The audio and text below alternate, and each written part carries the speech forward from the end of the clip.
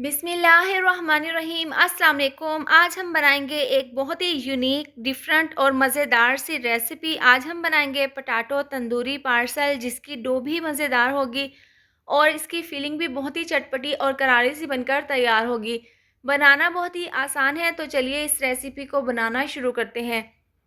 सबसे पहले इसके लिए हम डो तैयार कर लेंगे। तो यहाँ पर 1.5 कप के करीब हमने मैदा लिया है, जिसको हमने अच्छे से छान लिया है। आधी चम्मच हम इसके अंदर डाल देंगे नमक, 4 चम्मच इसके अंदर ऑयल डाल देंगे और मैदे में ऑयल को हम अच्छे से मिक्स कर लेंगे। इस तरह से हाथों से मसल कर हमने इसको अच्छे से मिक्स कर लेना है। ये बहुत अहम स्टेप है डो तैयार करने के लिए।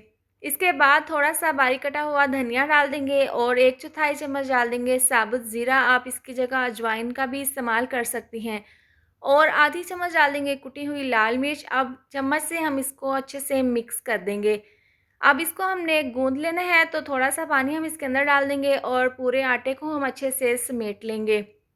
और यहाँ पर डो को हमने बहुत ही हार्ड सा गूँध लेना है, सख्त सी डो हम ये गूँध लेंगे। आमतौर पर जब हम कचौरी या समोसे बनाते हैं, तो उनमें हम ये चीज़ों का इस्तेमाल नहीं करते, लेकिन ये एक यूनिक सी ज़बरदस्त सी रेसिपी है, इसलिए हम इन चीज़ों का इस्तेमाल करेंगे।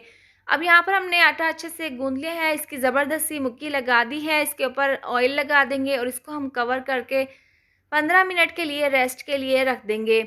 और इसकी फिलिंग तैयार करने के लिए हमने यहाँ पर 4 अदद बड़े साइज़ के आलूओं को उबाल लिया था। इसको हम इस तरीके से मैश कर लेंगे। तमाम आलूओं को अच्छे से मैश करने के बाद हम बाउल में इस तरह से इसको इकट्ठा कर लेंगे। इसके बाद हम इसके अंदर स्पाइसेस डाल देंगे। तो सबसे पहले हम इसके अंदर डाल देंगे आधी चम्मच कसूरी मेथी, इससे बहुत ही अच्छी सी खुशबू आएगी। और आधी चम्मच डाल देंगे नमक, आधी चम्मच कुटी हुई लाल मिर्च हम इसके अंदर डाल देंगे, इससे बहुत ही अच्छा सा फ्लेवर आएगा। और आधी चम्मच डाल देंगे पिसा हुआ गरम मसाला। 2 से 3 बारीक कटी हुई सब्ज़ मिर्ची हम इसके अंदर डाल देंगे और इसको हम इस तरीके से मिक्स कर लेंगे। आप यहाँ पर हाथों की मदद से भी अच्छे से इसको मिला सकती हैं।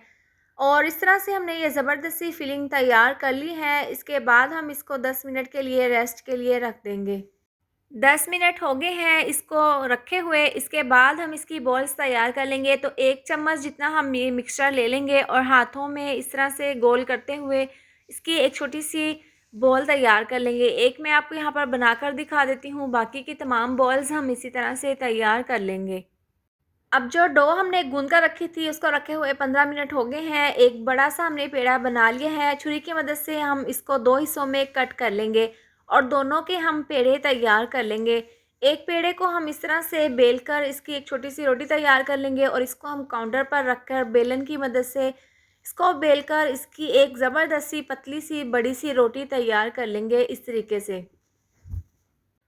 हमने इसकी बड़ी सी पतली सी रोटी बेल ली है। अब छुरी की मदद से इसके जो एजेस हैं, किनारे हैं, वो हम इस तरीके से अलहदा कर लेंगे और इसको हम एक स्क्वायर शेप में कट कर लेंगे। अब इसके बाद छुरी की मदद से हमने इस तरह से लंबाई की शेप में हमने इसको 3 पीसेस में काट कर इसकी पट्टियाँ तैयार कर लेंगे। एक साइड से काटने के बाद हम दूसरी साइड से भी इसी तरह से इसकी 3 पट्टियाँ काट लेंगे और इसके हम ज़बरदस्त से पार्सल तैयार कर लेंगे। तो इस तरह से हमने ये कट कर लिए हैं और जो बॉल्स हमने बना कर रखी थी, वो हम एक-एक बॉल इस पार्सल के ऊपर इस तरीके से रख देंगे। ये बहुत ही ईज़ी, बहुत ही सिंपल से स्नैक हैं। आप इसको आसानी के साथ अपने घर पर बनाकर तैयार कर सकती हैं। तो यहाँ पर मैं आपको इसको बंद करने का तरीका बता देती हूँ। तो एक जो पार्सल है, इसके ऊपर आपने उँगली की मदद से चारों तरफ इसके किनारों पर इस तरीके से पानी लगा देना है। अब इसके एक कोने को उठाकर बॉल के ऊपर इस तरीके से रख देंगे और दूसरे किनारे को हम इस तरह से इसके ऊपर रखने के बाद तीसरी साइड से भी हम इसी तरह से कर देंगे। तो ये ज़बरदस्त सा हमारा स्नैक तैयार हो जाएगा।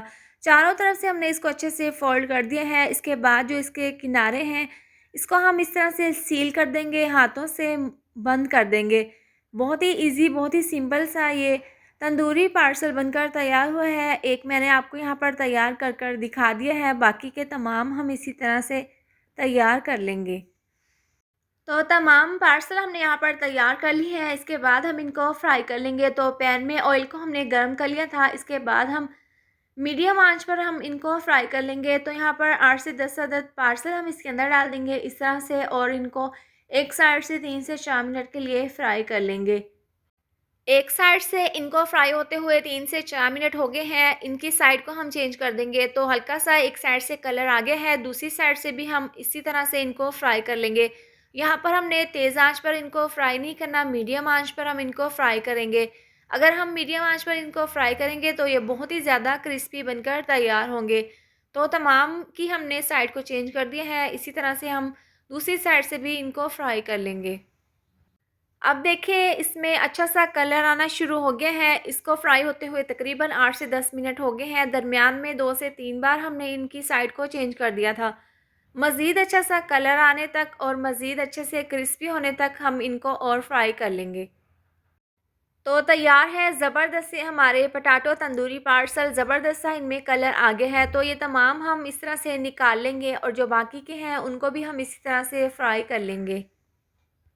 तमाम स्नैक्स हमने फ्राई कर लिए हैं। आप इनकी फ़ाइनल लुक देख सकते हैं। बहुत ही सिंपल, बहुत ही मज़ेदार सी ये रेसिपी है। आप इसको लंच में बच्चों को बनाकर दे सकते हैं या फिर शाम की चाय के लिए बनाकर आप इसको सर्व कर लें। बहुत मज़ेदार बनकर ये तैयार होते हैं और आप इसको केचप के साथ सर्व करें। इसके साथ ही अगर आपको ये वाली वीडियो पसंद आई हो तो इसको लाइक और शेयर करें। चैनल पर नए हैं तो इसको सब्सक्राइब कर दें और साथ दी हुई बेल को भी प्रेस कर दें ताकि मेरे आने वाली हर नई वीडियो का नोटिफिकेशन आपको मिलता रहे। अल्लाह हाफ़िज़।